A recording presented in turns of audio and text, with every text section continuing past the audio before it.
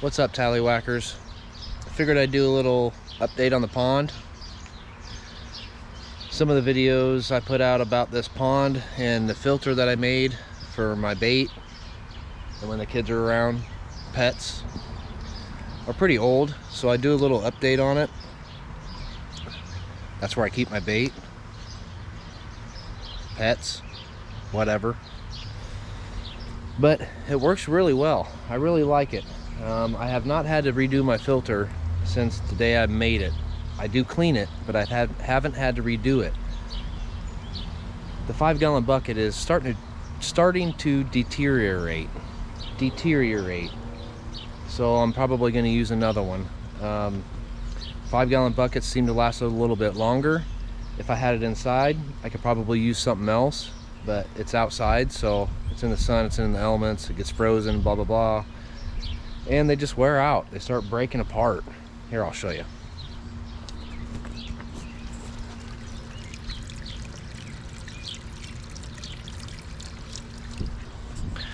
Pretty broken apart, and that's mainly from picking it up and moving it, taking it to my driveway and cleaning it out.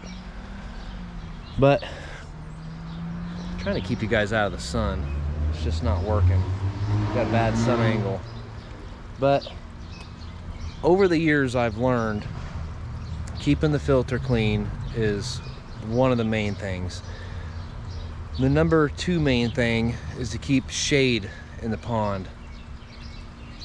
If you don't have plants in the pond, you have to constantly keep it covered during the day if it's sunny outside, because this thing will just get littered with moss, and it'll algae and everything else. It's so green you can't see nothing in it. I have not had a problem with anything dying. Plants are a huge help. Put as many plants in there as you possibly can, and then I don't have to cover the pond up. The water don't get too hot, and I don't have an algae issue. But I'm just giving a little bit of an update. It's been a great pond. Sure, I could probably put this inside, put one in my garage, but it gets so freaking hot. It gets really hot in my garage. The water temperature would probably get up to 80 to 90 to 100 degrees at times.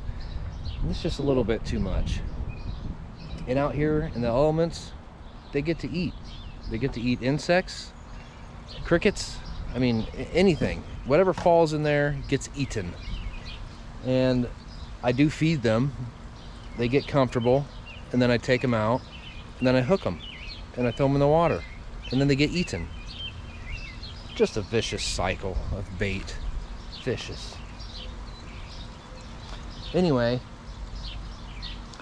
the cleaner the water I can keep it, the happier the kids are, and I enjoy it. I come out here and I sit, I don't know, in the evening, sit here and watch it, look at the fish. It's kind of soothing. And then the little waterfall action going on is awful nice too. But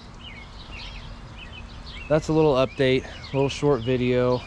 It's not a short because it's too long, if that makes sense. But that's how I did it. I'm gonna link the filter build in the description, and I'm gonna link another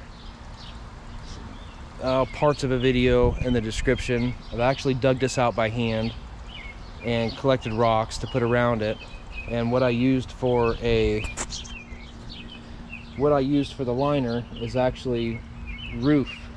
It's rubber roof that you would buy and put on a roof, hence rubber roof. But I got it used. My dad replaced part of his roof on the addition. I took it home, I dug a hole, I put it in there, and it's worked really well. If I ever had to do this again, I'd do it in concrete, probably. But these are just plants I've got from, I don't know, random ponds. I've done a lot of Googling, and nobody is saying, or DNR websites, that I can't remove plants from a specific pond and use them in my personal pond. Now, I know you can't move plants from one pond and put them in another pond. Aquatic hitchhikers issue. But if it's personal, there's nothing about it. So I don't know if it's a loophole, I don't know if it's illegal or what, but I did it, and we're just gonna say that. But pump, I got a variable speed pump. It's on, I don't know, a quarter of the way high. It's a big pump. I figured I'd need a big pump if I ever needed it to go high, if I ever needed to pump a lot more, I guess. I don't know, but low seems to work pretty good. It comes out of there, little spigot guy. You'll see that build there in the description below.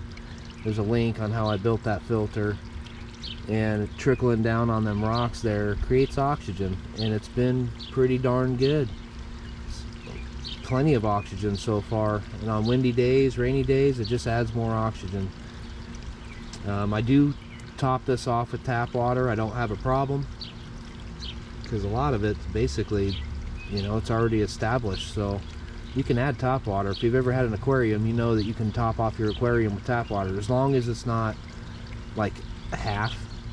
I would never go filling this halfway up with tap water, but a little bit here and there don't hurt.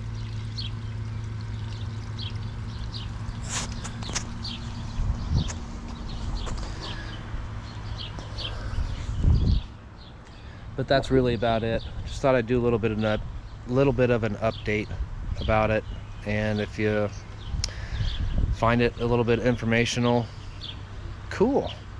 If not, don't build a pond. It sucked. It sucked digging that out. Got about 1.5 feet down, and then it was all clay. I was tired that day. But anyway, that's how I did it. That's how I keep my bait alive. I have no issues whatsoever, except for algae.